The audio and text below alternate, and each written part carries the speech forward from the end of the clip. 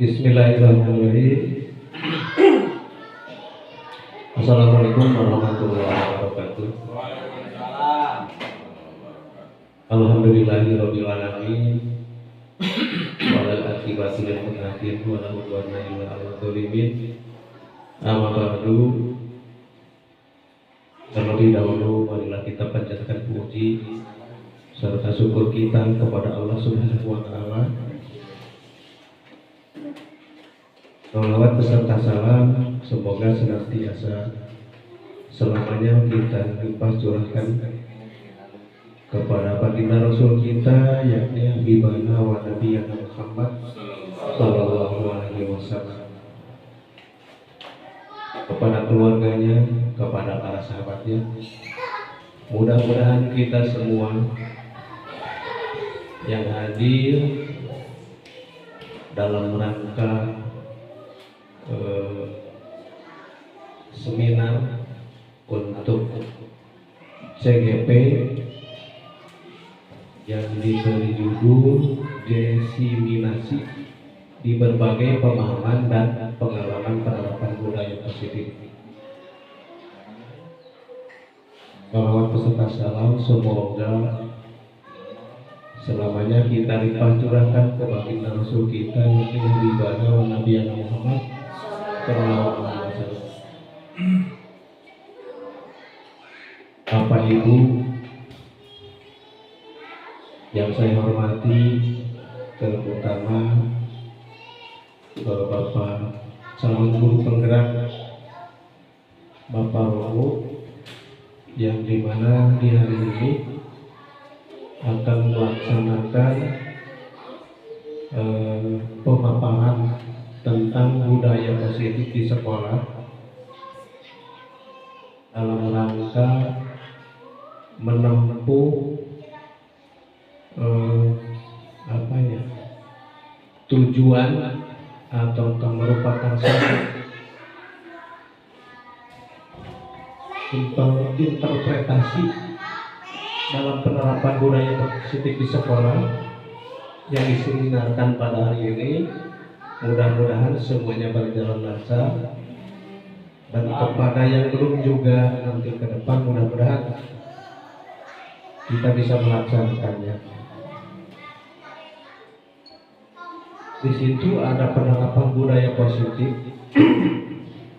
dalam artian untuk menghindari, terutama di dunia pendidikan, hanya mudah-mudahan di sekolah kita itu tidak terjadi seperti apa yang didengar di surat kabar, di media dan lain sebagainya. Budaya-budaya di sekolah yang di luar nalar kita, seperti terjadinya bullying, terjadinya prostitusi, pelecehan seksual dan lain sebagainya. Kenapa pemerintah sangat menekankan sekali harus bisa menjaga terhadap kode etik seperti itu? Karena di sekolah itu rentan sekali, terutama bagi anak-anak remaja. Kalau di SD, saya kira untuk di daerah itu tidak, mudah-mudahan tidak terjadi. Tapi tidak menutupi kemungkinan untuk di kita dengan adanya seminar diseminisasi di berbagai pemahaman dan pengalaman penerapan tentang budaya positif ini yang nanti bakal disampaikan oleh calon guru penggerak Pak Mutakhir. Mudah-mudahan kita bisa menyimak dari semua apa yang akan dipaparkan oleh mereka. Oleh karena itu, Bapak beserta Ibu guru mohon untuk interaktif dalam seminar ini, karena di sini tidak menutup kemungkinan Bapak dan Ibu lebih memahami daripada calon guru penggerak untuk melakukan, kalau dibilang tanya jawab, oke. Kalau sering memberikan masukan demi lancarnya di seminar hari ini. Oleh karena itu, Bapak beserta Ibu, yuk kita bareng-bareng di acara seminar ini mudah-mudahan tidak mengurangi satu pengalaman, berbekal pengalaman bagi kita semua, terutama tentang penerapan budaya yang sangat bagus atau positif di sekolah. Saya kira untuk pembuka acara seminar di hari ini dicukupkan sekian. Saya serahkan sepenuhnya kepada Pak Mutakin. Wassalamualaikum warahmatullahi wabarakatuh.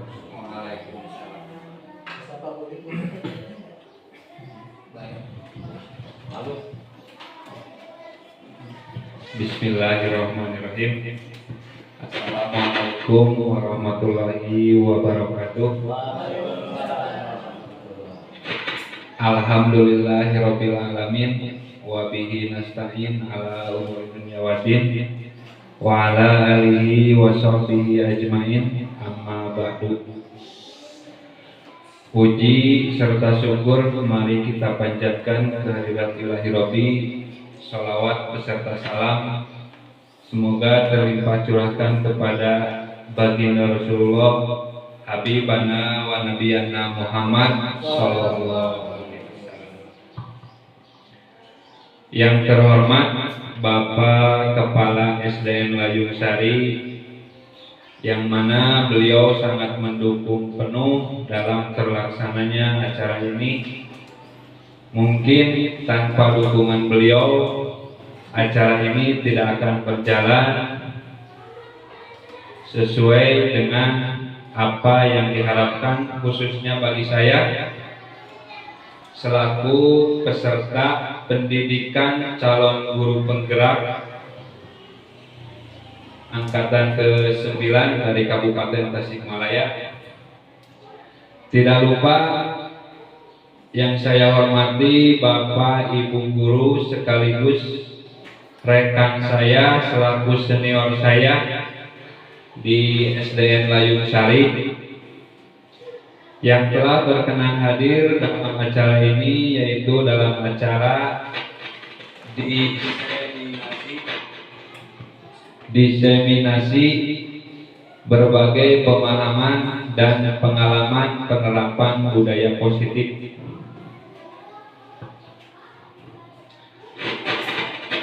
Acara ini adalah salah satu rangkaian kegiatan atau tugas saya sebagai calon pendidik guru penggerak angkatan ke-9 dari Kabupaten Tasikmalaya. Sesuai dengan moto guru penggerak, moto guru penggerak itu ada 3 kata. Yang pertama yaitu tergerak, bergerak, dan menggerakkan atau menggerakkan, tergerak, bergerak, dan menggerakkan. Sebenarnya dalam moto guru penggerak yang terasa berat bagi saya yaitu poin yang nomor 3. Mungkin untuk tergerak dan bergerak itu sudah biasa, sudah bisa dilaksanakan oleh saya. Tapi untuk yang nomor 3 yaitu yang menggerakkan, mungkin itu agak berat untuk bagi saya. Tapi alhamdulillah untuk di SDN Layung Sari ini hampir semuanya sudah bergerak, tinggal saya mungkin untuk mengikutinya ke arah yang lebih baik. Dan bagi saya yang masih belum bergerak, ayo kita sama-sama bergerak ke arah yang lebih baik demi tercapainya pendidikan yang diharapkan, pendidikan yang sesuai dengan filosofi Ki Hajar Dewantara. Bapak, Ibu yang saya hormati, pada kesempatan ini saya diberi tugas yaitu untuk menyampaikan materi yang ada di grup penggerak, yaitu tentang budaya positif. Sebenarnya untuk di sekolah kita, alhamdulillah mengenai budaya positif sudah berjalan dari tahun ke tahun. Mudah-mudahan apa yang sudah dilaksanakan tentang budaya positif yang ada di sekolah kita bisa terus berjalan agar anak didik kita bisa menjadi siswa yang berkarakter, siswa yang sesuai dengan profil belajar Pancasila. Seperti yang sudah kita ketahui bahwa di dalam kurikulum Merdeka itu ada yang disebut dengan profil belajar Pancasila, yang mana profil belajar Pancasila ini ada 5 dimensi atau 5 poin dalam profil belajar Pancasila ini. Yang pertama yaitu beriman, bertakwa kepada Tuhan Yang Maha Esa dan berakhlak mulia. Itu poin nomor 1. Yang kedua, berkebinekaan global. Yang ketiga, mandiri. Yang keempat, gotong royong. Yang kelima, bernalar kritis. Dan yang keenam, kreatif. Untuk selanjutnya, mari kita buka acara ini, yaitu acara diseminasi ini, dengan bacaan basmalah bersama-sama. Bismillahirrahmanirrahim. Adapun agenda kegiatan yang akan kita bahas sekarang yaitu ada 5 poin: berdoa, speaking, tujuan kegiatan, dan yang keempat materi dan tanya jawab, yang kelima penutup.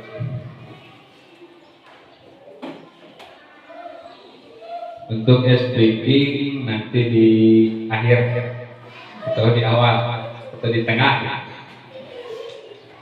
Kemudian tujuan kegiatan. Dalam kegiatan ini ada 2, yaitu melakukan pengimbasan tentang materi budaya positif kepada rekan guru dan staf. Sebenarnya dalam pengimbasan atau pemaparan kepada guru-guru saya itu kurang pede gitu. Tapi ini mungkin adalah salah satu program atau tugas dari pendidikan guru penggerak yang mana harus saya sampaikan pada kesempatan ini. Yang kedua yaitu bersinergi dengan semua komponen sekolah untuk menciptakan budaya positif di lingkungan SDN Layung Sari. Intinya poin yang kedua itu berkolaborasi antara semua pemangku yang ada di sekolah, baik itu kepala sekolah, guru, penjaga, bisa orang tua, harus semuanya itu berkolaborasi dalam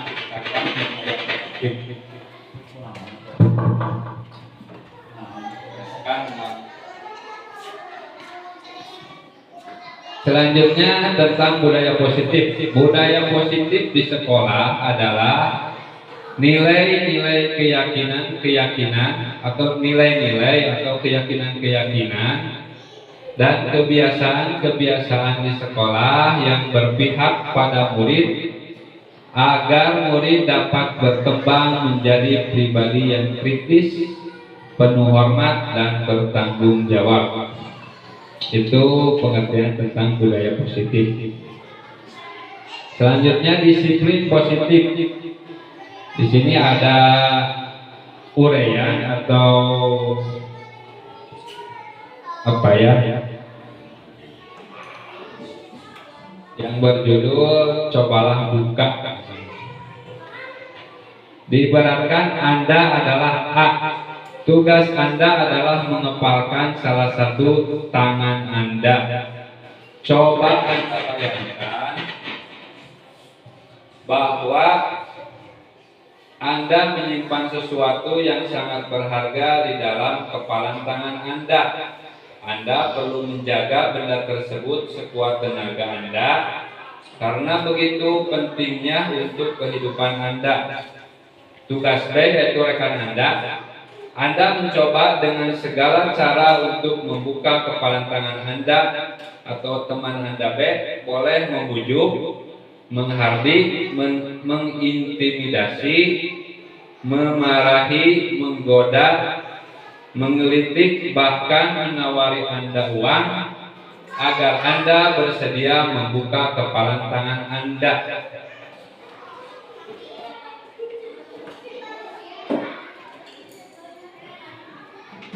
Selanjutnya, poin 1, apakah Anda atau B membuka kepalan tangan Anda?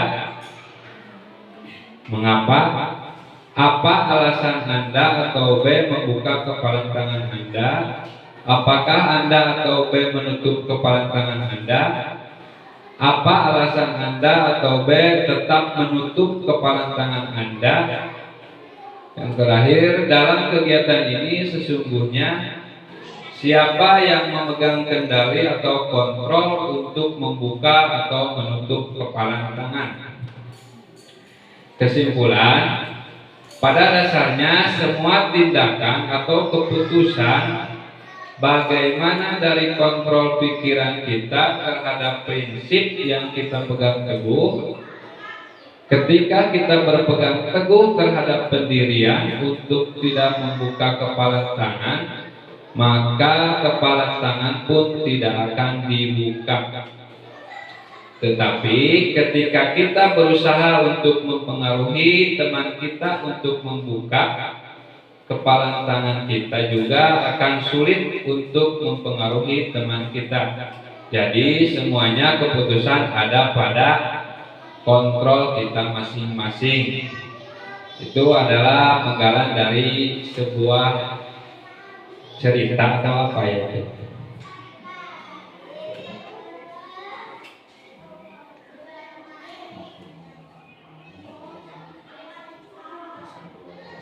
Miskonsepsi teori kontrol menurut Dr. William Glasser. Ini ada 4. Ilusi guru mengontrol murid, ilusi bahwa semua penguatan positif efektif dan bermanfaat, ilusi bahwa kritik dan membuat orang merasa bersalah dapat menguatkan karakter, ilusi bahwa orang dewasa memiliki hak untuk memaksa. Dan selanjutnya yaitu untuk mewujudkan sikap disiplin menurut KHD Ki Hajar Dewantara. Untuk menciptakan murid yang merdeka, syarat utamanya adalah harus ada disiplin yang kuat. Disiplin yang dimaksud adalah disiplin diri yang memiliki motivasi internal, bukanlah motivasi eksternal. In di dalam, X di luar. Karena jika berasal dari motivasi eksternal, sifatnya hanya sementara, sedangkan jika motivasi tersebut datang dari diri sendiri akan bertahan dalam jangka yang panjang. Itu dalam mewujudkan sikap disiplin. Jadi sikap disiplin itu mungkin menurut KHD ini harus berawal dari dalam diri kita, bukan dari dorongan atau apa ya, dari luar gitu. Jadi yang harus diciptakan atau didasari dari dalam diri kita sendiri. 3 motivasi perilaku manusia menurut Diana Gesen untuk menghindari ketidaknyamanan atau hukuman. Yang kedua, untuk mendapatkan imbalan atau penghargaan dari orang lain. Yang ketiga, untuk menjadi orang yang mereka inginkan dan menghargai diri sendiri dengan nilai-nilai yang mereka percaya. Kemudian kebutuhan dasar manusia. Kebutuhan dasar manusia itu yang pertama yaitu kasih, sayang, dan rasa diterima. Yang kedua penguasaan. Yang ketiga kebebasan. Dan yang keempat kesenangan. Dan yang paling dasar yaitu bertahan hidup. Itu adalah kebutuhan dasar manusia. Kesimpulan, penerapan disiplin di sekolah harus dilakukan melalui motivasi internal atau karena kesadaran diri. Jadi penerapan disiplin di sekolah itu harus dilakukan melalui motivasi internal atau dalam diri sendiri. Motivasi internal lebih berjangka lama dan membuat siswa makin kuat secara karakter. Hal tersebut sejalan dengan pemikiran Ki Hajar Dewantara yang mengungkapkan bahwa disiplin kepada siswa adalah disiplin diri. Sebab hanya diri sendiri yang mampu mengontrol diri kita, bukan orang lain. Artinya siswa sendirilah yang menginginkan dirinya menaati peraturan sesuai dengan keyakinan universal atau keyakinan sekolah dan kelas. Itu adalah kesimpulan dari tentang kedisiplinan.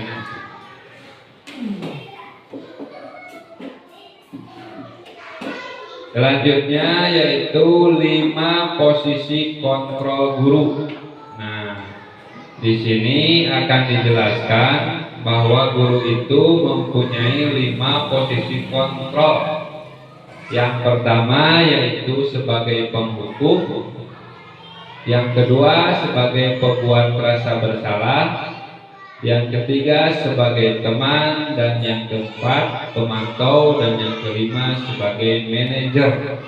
Itu adalah 5 posisi kontrol guru. Setiap guru boleh memilih mau jadi apa, mungkin sesuai dengan karakter kita masing-masing. Nah, ini penjabaran dari 5 posisi kontrol guru itu. Yang penghukum.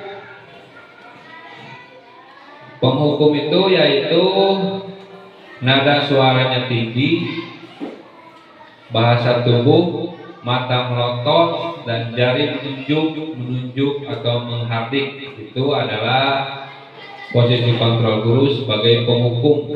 Jadi upami aya guru di urang anu poporongos lan popolotot, eta teh karena masuk karena termasuk penghukum. Yang kedua yaitu sebagai teman. Guru pada posisi ini tidak akan menyakiti murid, namun akan tetapi berupaya mengontrol murid melalui persuasi. Posisi teman pada guru bisa negatif atau positif. Biasanya murid itu kalau didekati kadang ada rasa hormat, kadang ada rasa ngalunya, ininya upami di cakatan itu murid. Ini mungkin posisi kontrol sebagai teman di sini. Yang ketiga yaitu pembuat merasa bersalah. Pada posisi ini biasanya guru akan bersuara lebih lembut. Pembuat merasa bersalah akan menggunakan keheningan yang membuat orang lain merasa tidak nyaman, bersalah atau rendah diri. Yang keempat, pemantau. Posisi pemantau berdasarkan pada peraturan-peraturan dan konsekuensi. Dengan menggunakan sanksi konsekuensi, kita dapat memisahkan hubungan pribadi kita dengan murid. Dan yang kelima yaitu manajer, pemimpin. Pada posisi manajer, di mana guru berbuat sesuatu bersama dengan murid, mempersilahkan murid, mempertanggungjawabkan perilakunya, mendukung murid agar dapat menemukan solusi atas permasalahannya sendiri. Dari kelima posisi kontrol guru ini, mungkin yang diharapkan yaitu sebagai pemantau dan manajer.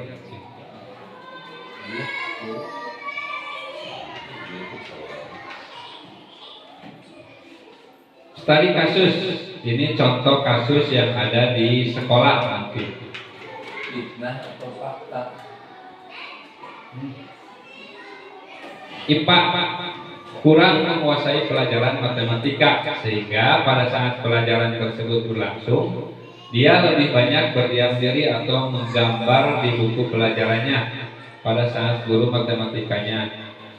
Pak Seno menanyakan pertanyaan IPA menjadi gugup dan tak sengaja menjatuhkan tasnya dari kursi, serta tiba-tiba menjadi gagap pada saat berupaya menjawab. Seluruh kelas pun tertawa melihat perilaku IPA yang bicara. Mic namun oh.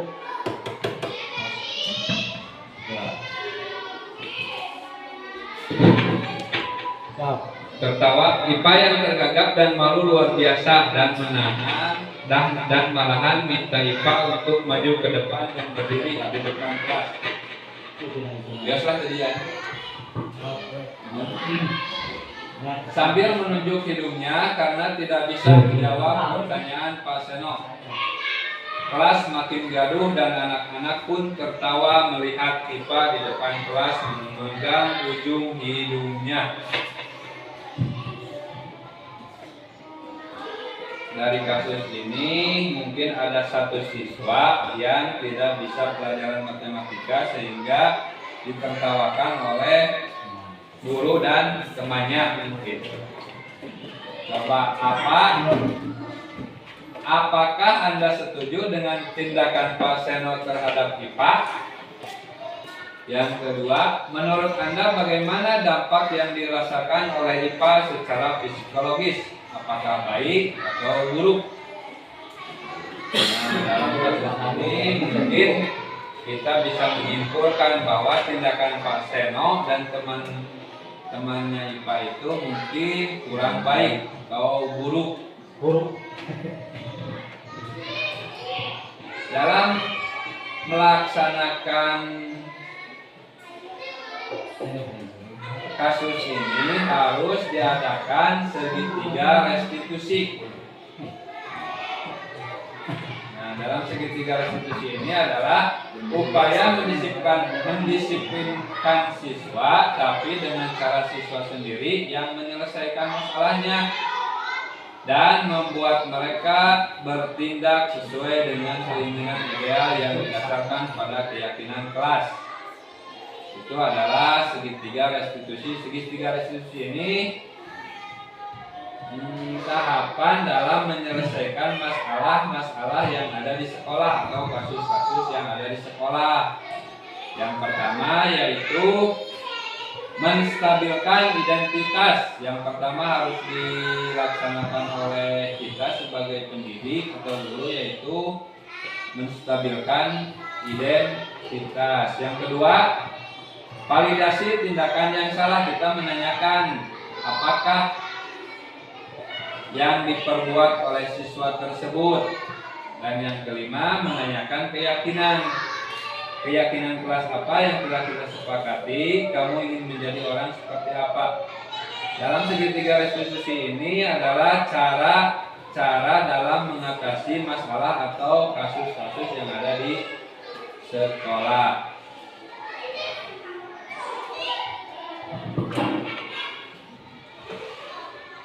Yang pertama yaitu menstabilkan identitas. Bagian dasar dari segitiga bertujuan untuk mengubah identitas anak dari orang yang gagal karena melakukan kesalahan menjadi orang yang sukses.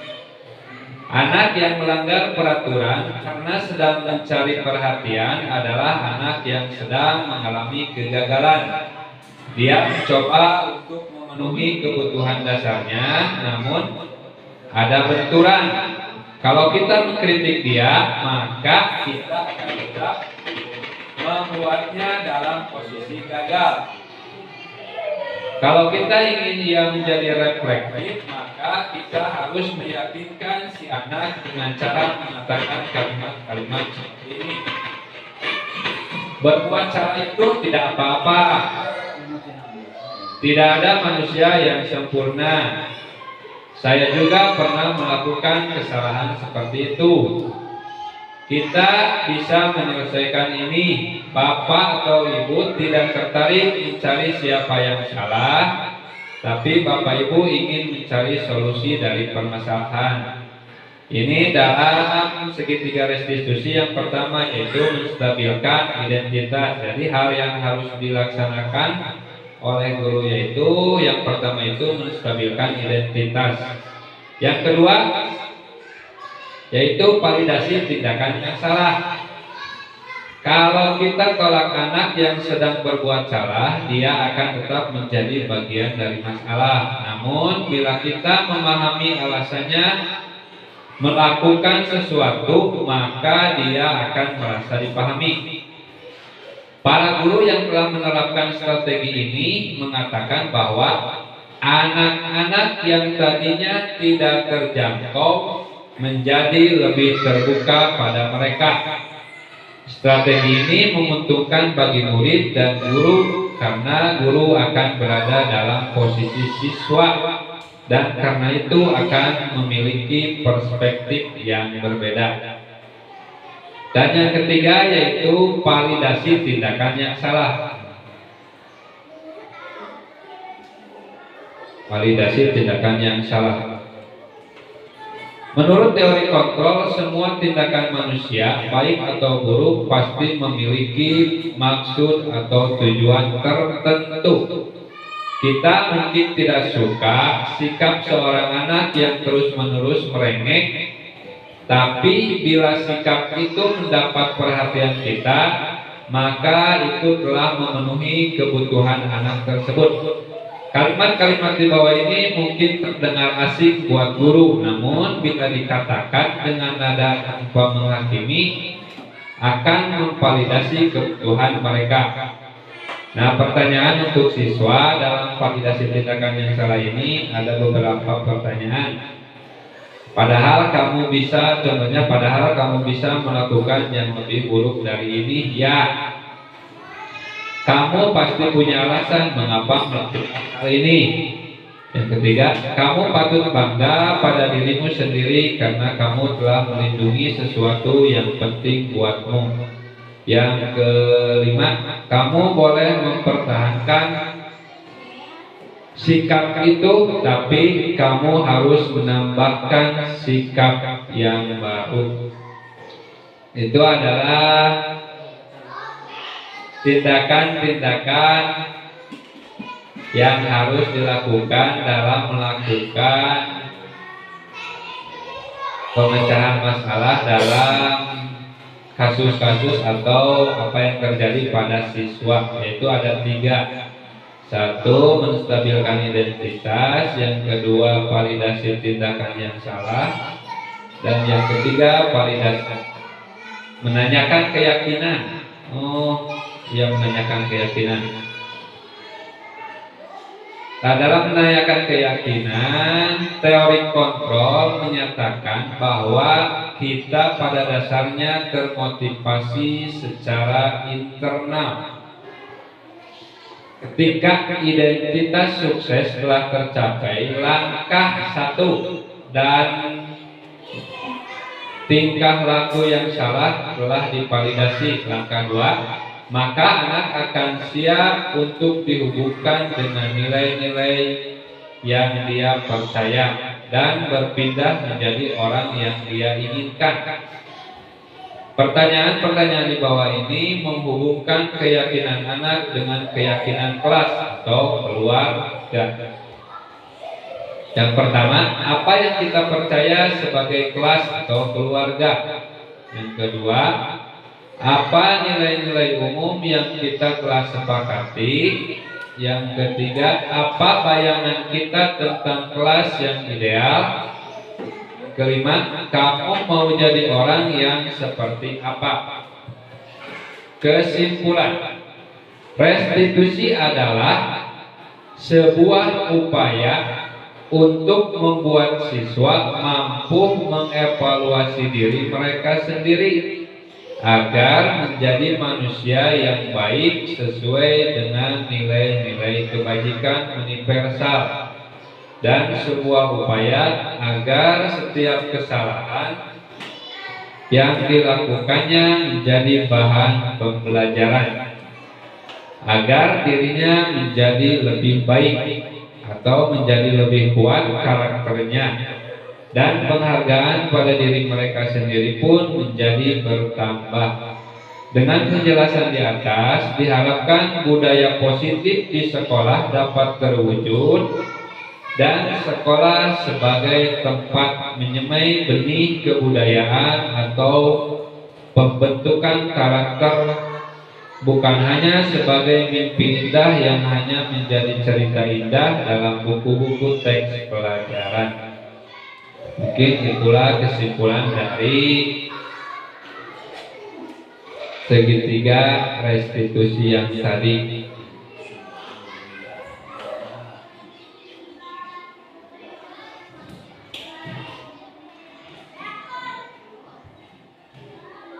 Jadi sebelum mengadakan segitiga restitusi itu, di kelas itu harus ada yang disebut dengan keyakinan kelas atau kesepakatan kelas.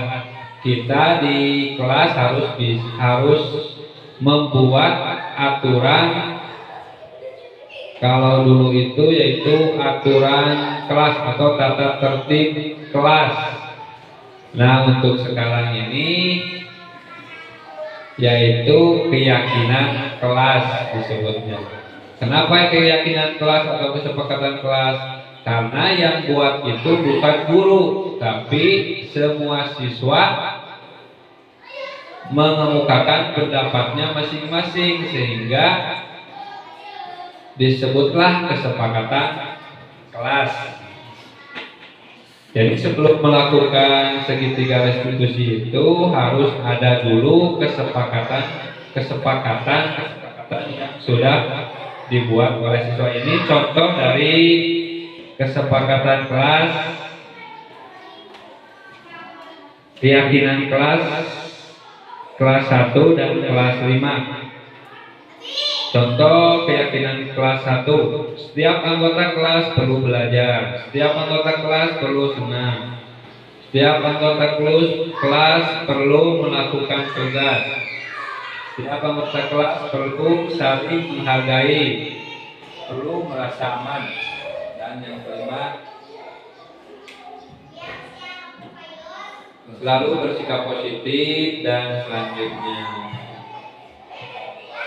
senantiasa menjadi diri terbaik, berkomitmen terhadap setiap tugas, senantiasa membantu. Nah, ini mungkin contoh-contoh dari keyakinan kelas yang sudah ada atau yang orang lain tidak.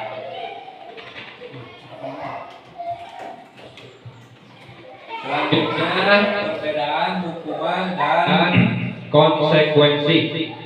Hukuman yaitu suatu yang menyakitkan harus terjadi, itu dalam hukuman. Yang kedua, membuat anak sakit baik fisik maupun hati. Tiga, anak membenci kedisiplinan. Keempat, paksaan. Yang kelima, mendorong anak menyakiti diri sendiri, konsep diri yang buruk. Anak belajar untuk menyembunyikan kesalahan.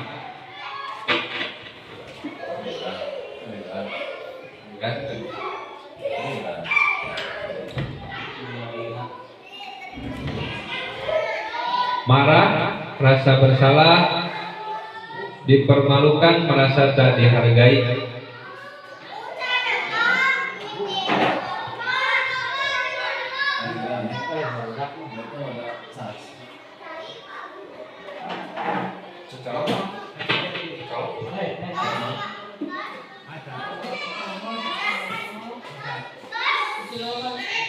Yang kedua, konsekuensi, sesuatu yang harus terjadi.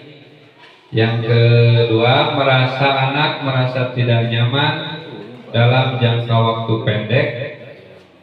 Anak menghargai disiplin, stimulus tanggapan, mendorong anak agar mudah menyesuaikan diri. Konsep disiplin yang baik, anak belajar untuk mematuhi peraturan. Kehilangan hak atau dibuat tidak nyaman, diasingkan untuk sementara.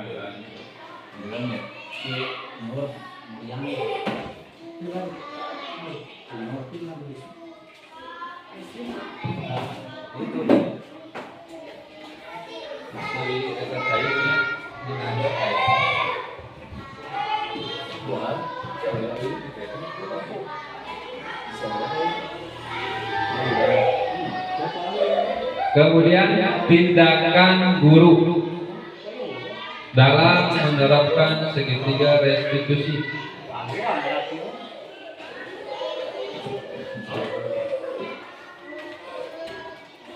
Di sini ada beberapa tindakan guru, apakah termasuk ke dalam hukuman atau konsekuensi. Mencatat 10 kali di dalam buku kalimat "Saya tidak akan terlambat lagi karena terlambat ke sekolah". Apakah itu hukuman atau konsekuensi? Yang termasuk ke dalam tindakan guru. Yang kedua yaitu lari mengelilingi lapangan. Aliran Pak? Hah? Oh, iya.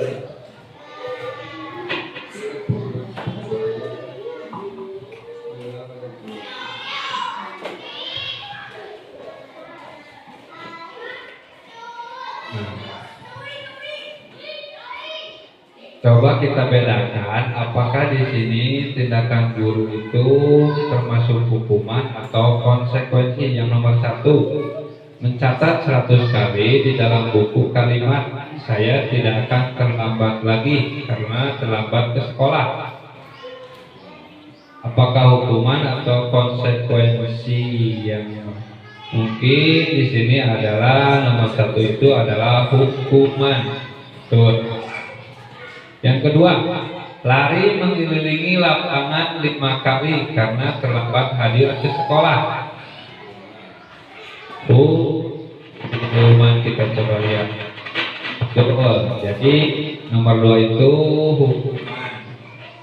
Yang ketiga, murid diminta untuk push up 15 kali karena tidak menggunakan masker ke sekolah.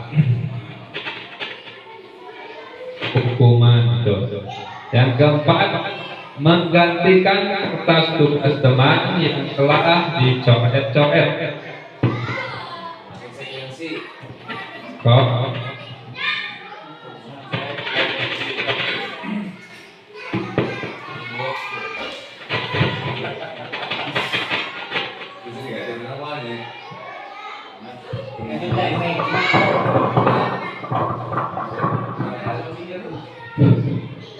Yang keempat, membersihkan tumpahan air di meja tulis karena tersenggol pada saat belajar. Coba kita lihat konsekuensi. Yang keenam, murid disuruh untuk mengenakan sepatu seharian di sekolah karena tidak maksudnya murid disuruh untuk mencium sepatu, itu termasuk dalam hukuman. Yang keempat yang terakhir, lari mengelilingi lapangan 2 kali karena terlambat 10 menit dalam pelajaran PJOK.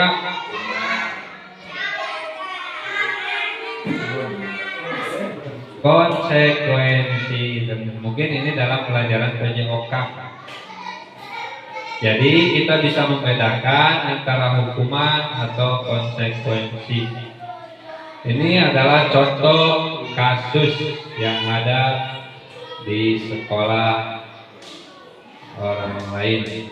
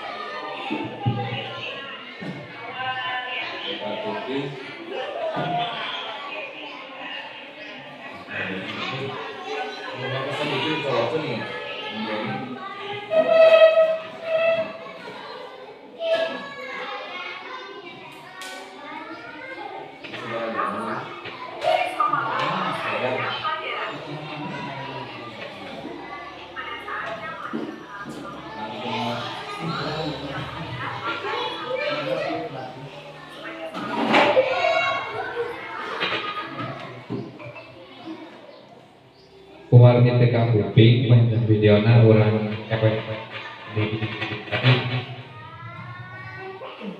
di luring Mungkin itulah pemaparan dari kami tentang budaya positif yang harus diterapkan di sekolah. Ini mungkin contoh-contoh budaya positif. Contoh-contoh budaya positif yang bisa terapkan di sekolah.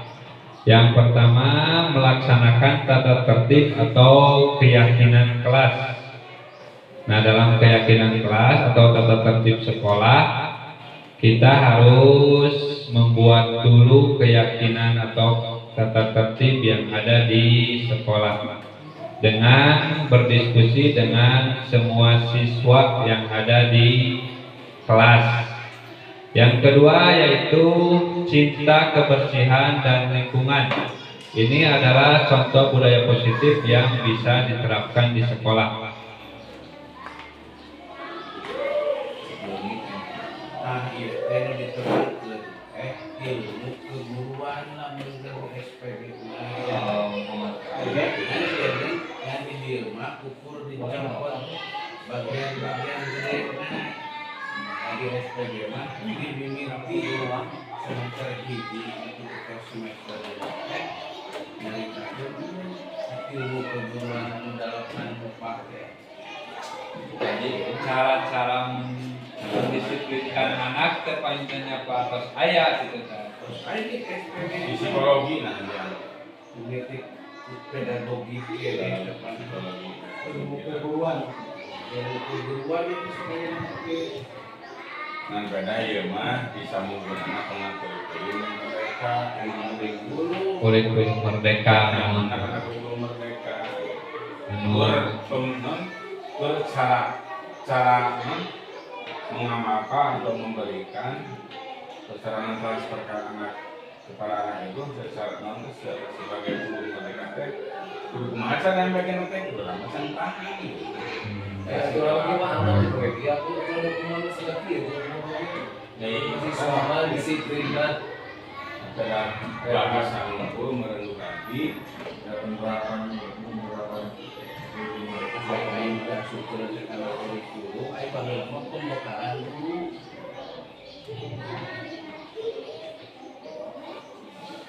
jadi kolaborasi disatukan sewa kan orang kan orang pedagogi psikologi itu pengalaman gitu dasar jadi yang orang awal ilmu pedagogi pelajaran pembukaan baru semester ini baiklah destinasi untuk Ya. dicoba tadi Baik Pak, untuk selanjutnya tentang materi diseminasi ini ada masukan atau saran dari bapak-bapak senior anak.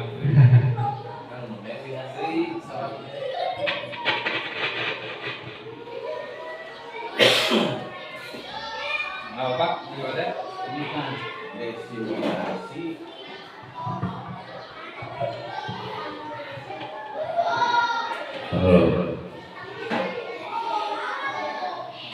Arti diseminasi kudu dibukur heula arti katana kecepet dan sukses.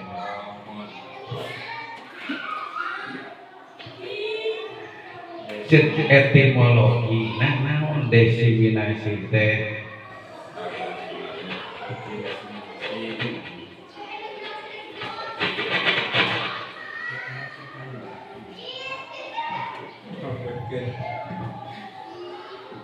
Dijawab lain apa?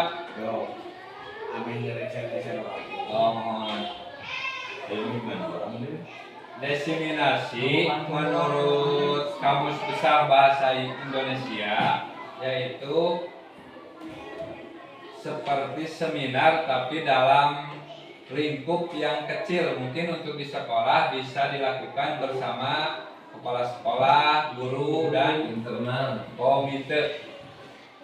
Itu adalah maksud dari diseminasi, yaitu seminar dalam lingkup yang kecil, bukan lingkup yang besar. Pan aya diseminasi, diseminasi, Ada diseminasi gitu. mohon Pak. Menjadi inti nama. Diseminasi, Mungkin ada rekan yang mau menjawab. diseminasi teh sebenarnya kemungkinan tadi sudah dijabarkan. Jadi mengadakan seminar atau pertemuan di ruang lingkup sekolah, jadi tidak mengajak untuk para pesertanya dari luar sekolah kita.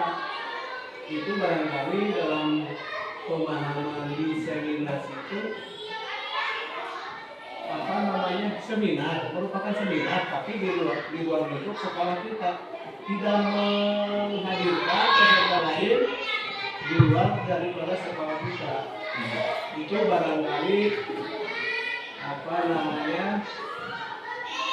sekitar yang dipikirkan oleh saya, karena tadi menurut Pak Tutor, terutama Pak calon guru pemula, Pak Roko menjelaskan seperti itu, yang terpikirkan oleh saya itu diseminasi itu merupakan seminar dalam ruang lingkup yang tertentu. Jadi tidak meluas, dalam artian tidak meluas di sini, tidak mencari anggota seminar itu dari luar sekolah kita, tapi yang ada di sekolah masing-masing untuk dalam terutama untuk penerapan atau pemahaman budaya positif di sekolah itu sendiri. Jadi tidak mengikut sertakan anggota dari seminar tersebut untuk mengikut sertakan dari peserta-peserta sekolah lain. Itu barangkali saya menambahkan atau pemahaman saya tentang diseminasi yang diterapkan di sekolah masing-masing. Karena di sini dalam ruang lingkup seminarnya pun juga anggotanya terbatas, tidak memanggil gitu. Anggotanya kita itu tidak mengundang dari sekolah-sekolah yang lain. Jadi semua unsur di sekolah yang ada diikut sertakan, diaktifkan, ikut seminar untuk membahas tentang bagaimana caranya menunjukkan sebuah nilai budaya yang positif bagi siswa dan guru di sekolah itu, terutama jalinan tentang dalam berbagai hal antara siswa dan guru, antara guru dan kepala sekolah. Itu barangkali pemahaman menurut yang timbul daripada pemikiran atau daripada pemahaman saya barangkali seperti itu, Pak. Silakan yang lain mau mengatakan tentang diseminasi ini. Barangkali itu pemahaman. Silakan. Menurut saya itu menambah. Menurut saya dari diseminasi tersebut ini sebagai pembekalan atau pemaparan dari diseminasi tersebut tentang budaya positif untuk diterapkan di sekolah atau sendiri. Jadi untuk kelompok kecil ini berupa pembekalan bagi guru-guru yang ada di kelompok itu. Itu menurut kami. Silakan yang lain. Meureun urang mah tinggal kumaha carana ayeuna loba pengalaman pamanggih indah anu kurang halus supaya bisa urang guru lempengkeun dina pengalaman pamanggih, pengalaman sapopoe nu goreng karena hade jangan berlina ieu kurang teh guru anu tanggung jawab kecil kumaha cara kumaha teknik bahasa kumaha nyontoanana nyiptakeun supaya budak resep supaya guruna bisa pikaresepkeun pikacontoheun gitu inti nama dina ngamalkeunana nu eta teh.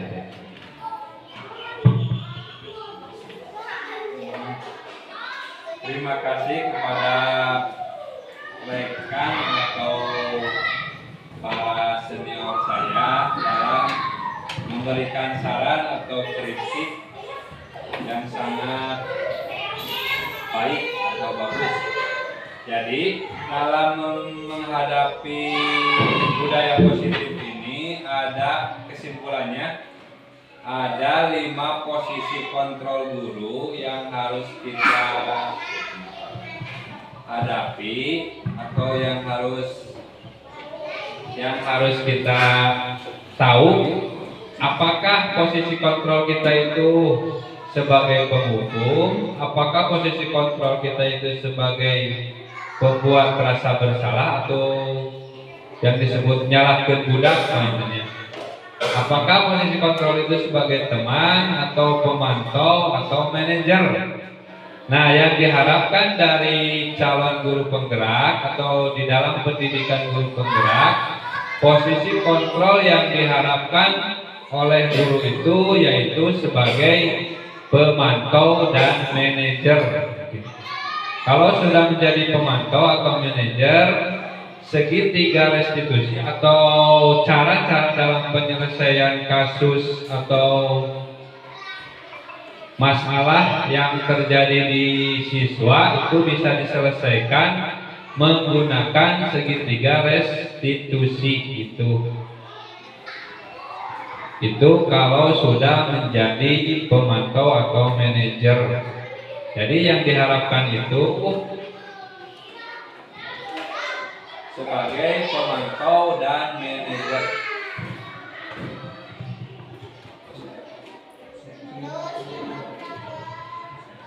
Mungkin dalam acara diskusi atau pemaparan tentang budaya positif,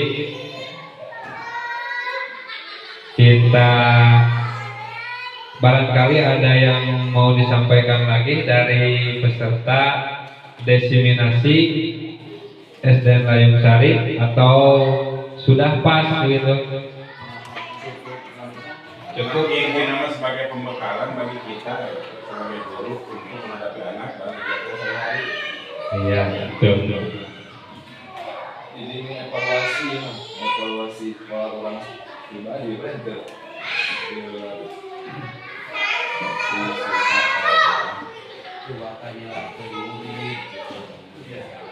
Betul Pak, betul mohon. Jadi teknik wakannya lah ke murid sudah apa namanya? Serang permasalahan anu terjadi pada murid. Selut-selut heula gitu. Salah kemudian ada solusi.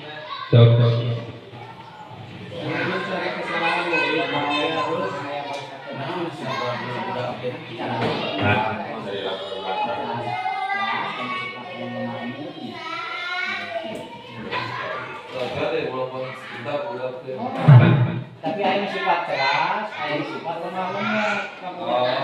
Siap betul, maaf betul. Jadi tiap guru itu berbeda. Ada yang bersifat keras, ada yang bersifat lemah lembut. Kita itu bisa membedakan diri kita sendiri sesuai apa yang sudah dilakukan. Iya, karena karakter gitu.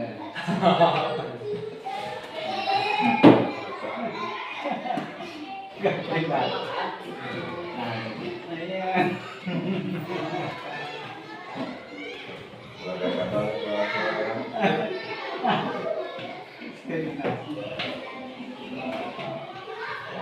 Mungkin di sini prosedur untuk pembuatan keyakinan kelas atau aturan-aturan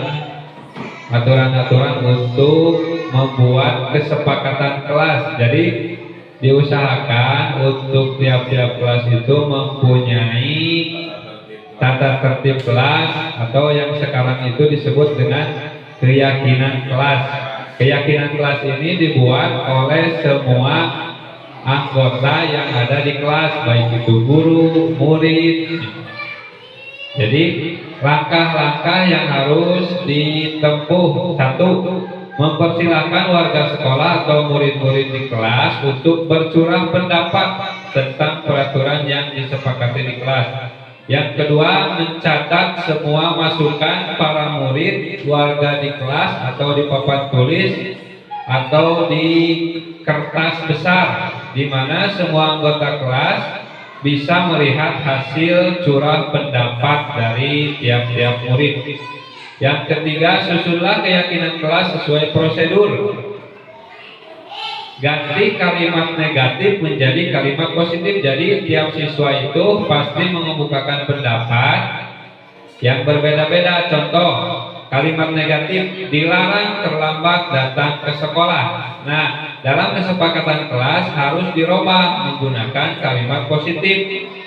Contohnya seperti yang tadi, dilarang terlambat datang ke sekolah, diganti kami datang ke sekolah tepat waktu. Jadi di dalam kesepakatan kelas itu jangan ada kalimat negatif.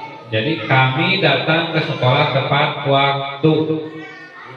Yang keempat, tinjau kembali daftar curah pendapat yang sudah dicatat. Tinjau, kita mungkin akan mendapat bahwa pernyataan yang tertulis di sana masih banyak yang berupa peraturan-peraturan. Selanjutnya, ajak warga sekolah atau murid untuk menemukan nilai kebajikan atau keyakinan yang dituju dari peraturan tersebut. Contoh, berjalan di kelas, dengarkan guru. Banyak kopi sama. Atau nilai kebajikan. Keyakinan inilah yang dimaksud dalam daftar untuk disepakati. Yang kelima, tinjau ulang keyakinan sekolah atau kelas bersama-sama. Seharusnya setelah beberapa peraturan telah disatukan menjadi beberapa keyakinan, maka jumlah butir pertanyaan atau keyakinan. Contoh, di kelas itu ada 15 siswa. Mungkin dari 15 siswa itu bisa mengemukakan pendapatnya atau keinginannya. Nah, dari 15 siswa itu pasti ada yang sama pendapatnya. Jadi oleh kita itu harus diperkecil atau harus dirangkum. Jangan sampai keyakinan kelas itu terlalu banyak sehingga tidak bisa untuk dihafalnya. Minimal terpisah 3 atau 7 prinsip atau keyakinan kelas. Yang keenam, setelah keyakinan sekolah dibuat, maka semua warga kelas dipersilahkan meninjau ulang, menyetujuinya dan mendatanganinya keyakinan kelas atau sekolah tersebut, termasuk guru dan semua warga murid. Yang terakhir, keyakinan sekolah selanjutnya bisa diletakkan di dinding kelas di tempat yang mudah dilihat semua warga kelas. Mungkin itulah cara-cara untuk membuat suatu yang disebut dengan keyakinan kelas atau kapulturna tata tertib kelas. Jadi setiap siswa itu diharapkan bisa mengemukakan pendapatnya masing-masing. Jadi tata tertib kelas itu bukan oleh guru, tapi semua kelas harus bisa mengemukakan pendapat atau guru juga. Ya, mungkin untuk diskusi atau diseminasi tentang budaya positif kita akhiri dengan mudah-mudahan diseminasi tentang budaya positif ini bisa menambah atau bisa menjadikan satu pedoman untuk kita agar pendidikan yang ada di SDN Payung Sari ini bisa menjadi lebih baik, bisa menjadi anak-anak kita yang diharapkan untuk masa depan. Amin ya Allah ya Rabbal Alamin. Mungkin kita tutup acara ini dengan bacaan hamdalah bersama-sama. Alhamdulillahirobbilalamin. Makan wabillahi taufiq wal hidayah. Assalamualaikum warahmatullahi wabarakatuh. Dari 5 menit.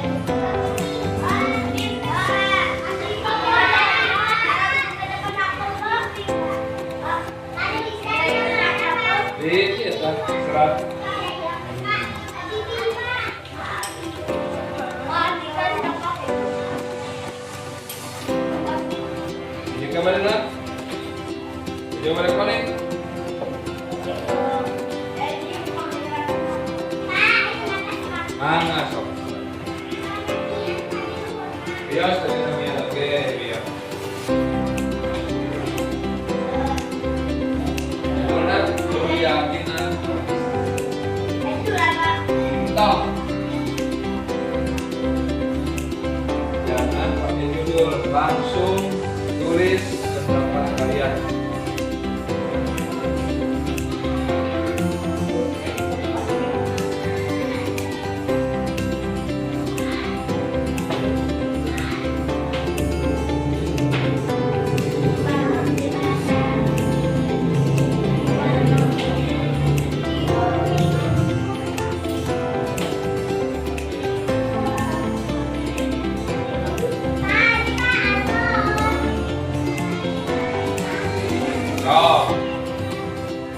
Yang sudah ke depan tempel. Oh, dia di bawah. Itu tadi dilepas. Oh, stop.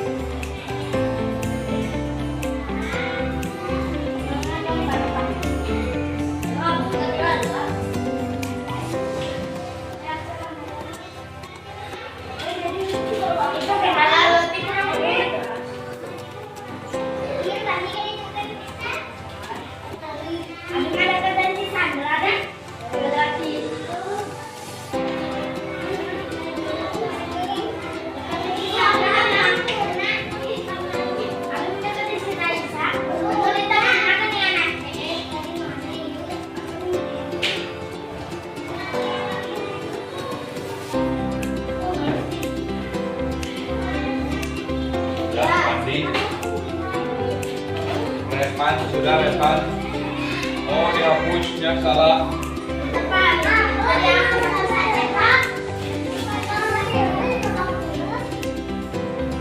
Coba kita lihat.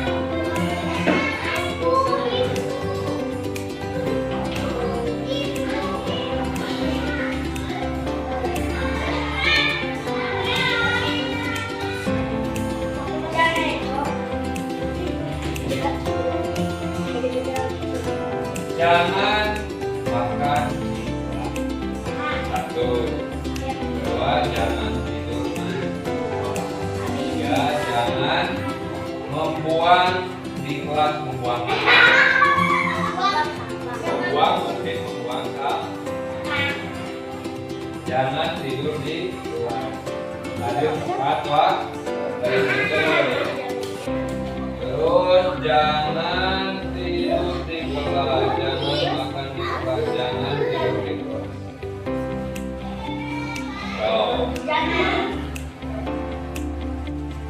Wanita jangan tidur di kelas.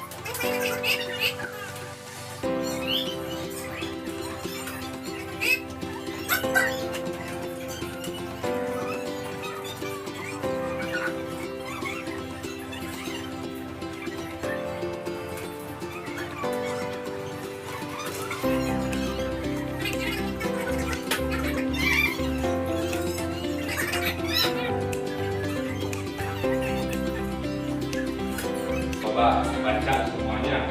Ini adalah kesepakatan kelas 2. 1. Bersikap jujur. Sepakat tidak? Sepakat. Nomor 2. Pegang garis surat. Nomor 2 baca. Bersikap tenang, sangat jelas. Setuju? Nomor 3. Hadir tepat waktu. Berarti ya kalau ada tepat waktu masuk jam berapa? 7.30. Berarti sebelum jam 7.30 siswa harus berada di sekolah. Nomor 4. Bersikap sopan, santun, ulah kasar. Nomor 5. Saling kalau menolong. Jadi kita sepakati keyakinan kelas 2 itu atau kesepakatan kelas 2 itu ada berapa? Ada 5.